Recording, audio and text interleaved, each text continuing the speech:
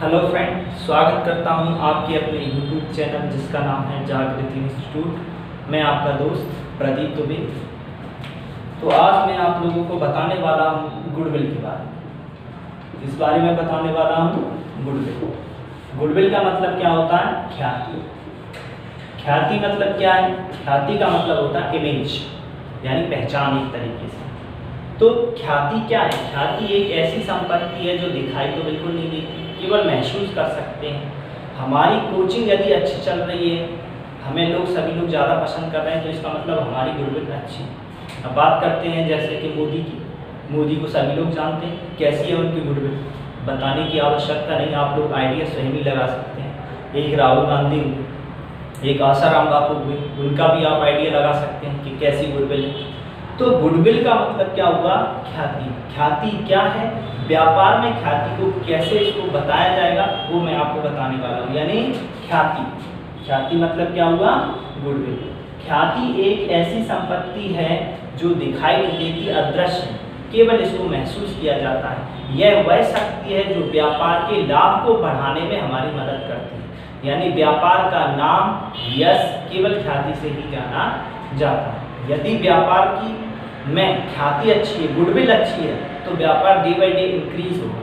यदि गुडविल ही अच्छी नहीं है तो व्यापार धीरे धीरे लॉस होगा उसमें, और व्यापार बंद होने पे आ जाएगा।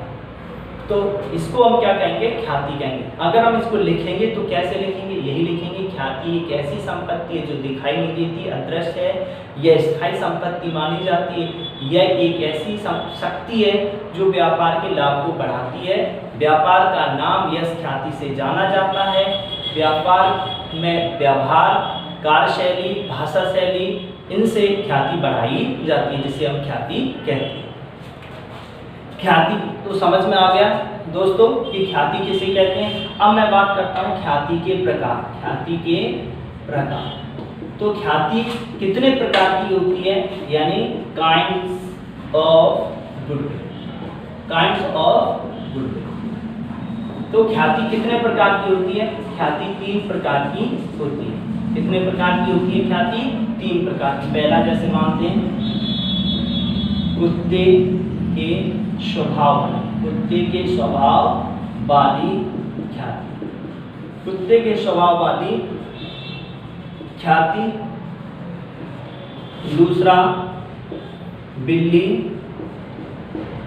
के स्वभाव वाली ख्याति, बिल्ली के स्वभाव वाली ख्याति।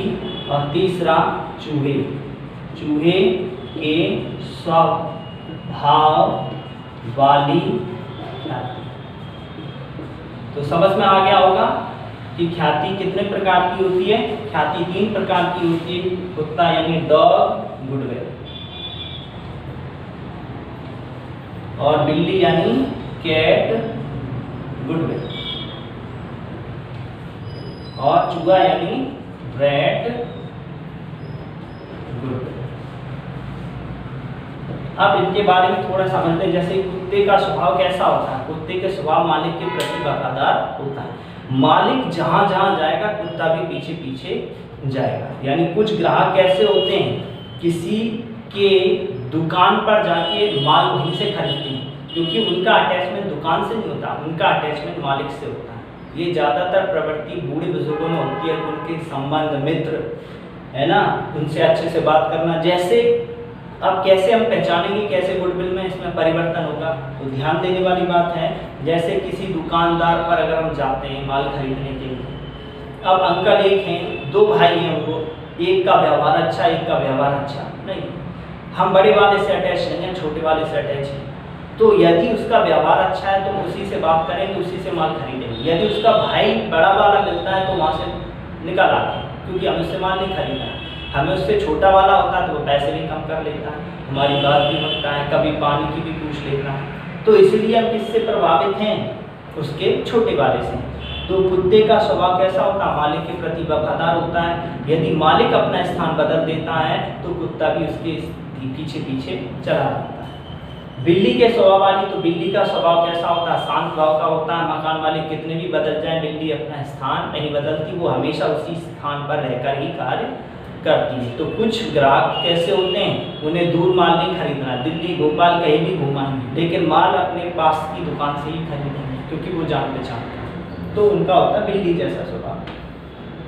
चूहे का स्वभाव कैसा होता है, चूहा घुमक्कड़ होता है, कभी एक जगह स्थिर नहीं रहता, वो हमेशा घूमता रहता है, कभी घर में, कभी खेत में, कभी खलिहान में, कभी दूसरी जगह, मतलब एक जगह स्थिर नहीं रहता। तो कुछ ग्राहकों का स्वभाव भी ऐसे ही होता है, भोपाल गए तो भोपाल से कपड़े खरीद रहे हैं, मुरैना गए तो मुरैना से खरीद रहे हैं, ग्वालियर में बाड़ी पे गए बाड़ी से खरीद रहे हैं, यानी किसी एक स्थान से वो माल नहीं खरीदेंगे। तो उनका स्वभाव कैसा होगा, चूहे के समान होगा। तो समझ में आ गया होगा दोस्तों कि ख्याति कितने प्रकार की है, 3 प्रकार की, कुत्ते के स्वभाव वाली, बिल्ली के स्वभाव वाली और चूहे के स्वभाव वाली। अब बात करते हैं ख्याति की विशेषताएं। ख्याति की विशेषताएं, तो ख्याति की क्या विशेषताएं देख लेते हैं थोड़ा। तो पहला, ख्याति एक अदृश्य एवं अमूर्त संपत्ति, जैसी संपत्ति है अमूर्त संपत्ति होती है। दूसरा, ख्याति एक स्थायी संपत्ति मानी जाती है। कैसी संपत्ति मानी जाती है, ख्याति एक स्थायी संपत्ति मानी जाती है। तीसरा,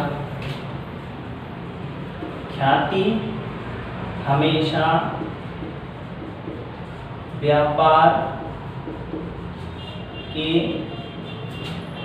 लाभ में, यानी लाभ को बढ़ाती है, लाभ को बढ़ाती है।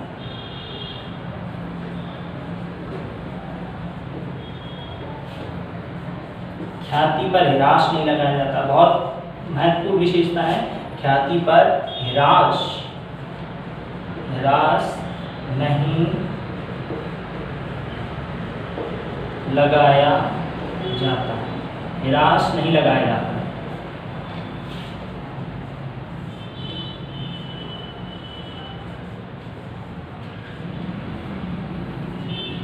ख्याति 3 प्रकार की होती है।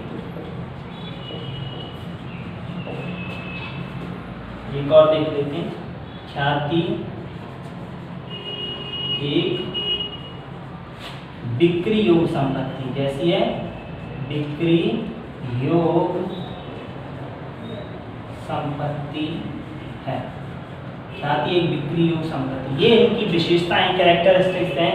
तो क्या है, जैसे ख्याति एक अदृश्य अमूर्त संपत्ति है, ख्याति एक स्थायी संपत्ति मानी जाती है, ख्याति हमेशा व्यापार के लाभ को बढ़ाती है, ख्याति पर हिरास नहीं लगाया जाता है, ख्याति 3 प्रकार की होती है, ख्याति एक बिक्री योग संपत्ति है।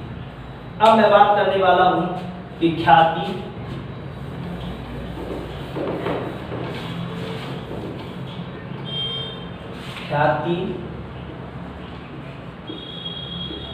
की गणना करने की विधियां। ख्याति की गणना करने की कितनी विधियां, तो ख्याति की गणना कैसे होगी वो देखना। ख्याति की गणना करने की यानी मेथड ऑफ गुडविल। तो इनकी कितनी गणना करने की विधियां हैं, इसकी 3 गणना करने की विधियां हैं। तो देखो कि कौन कौन सी विधियां हैं। नंबर 1,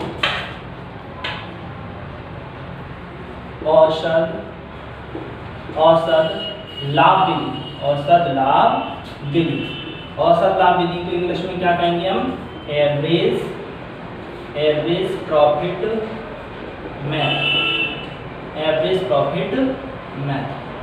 दूसरा क्या होता है, अधिलाभ विधि। अधिलाभ विधि को इंग्लिश में क्या कहेंगे हम, यानी सुपर प्रॉफिट मैथ।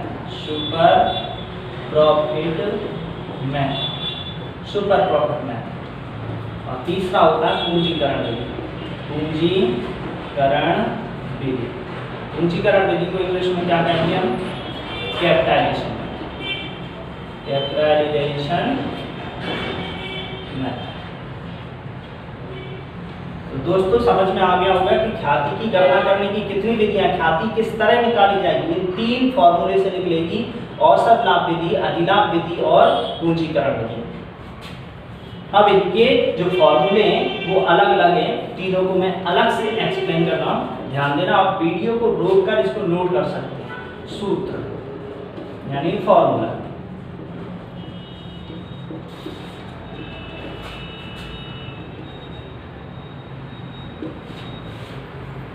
तो पहला जैसे है फर्स्ट वाला, एवरेज प्रॉफिट का क्या फॉर्मूला है? Average profit is equal to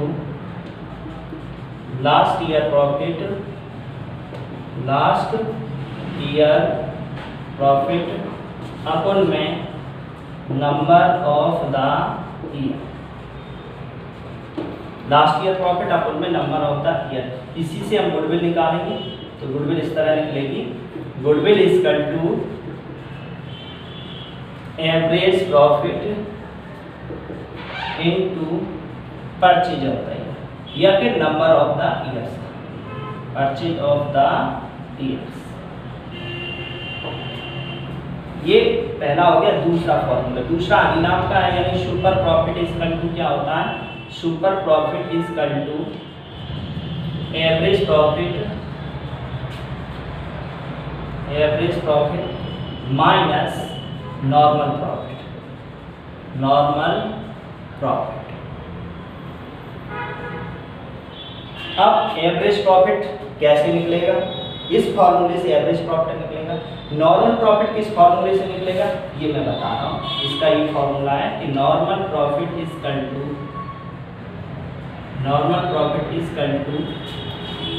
capital invested into rate upon में 100। ये फॉर्मूला हम लगाएंगे जिससे क्या निकल आएगा? नॉर्मल प्रॉफिट निकल आएगा। फिर हम गुडविल के फॉर्मूले में रख देते हैं, तो इसको हम मिटा देता हूँ।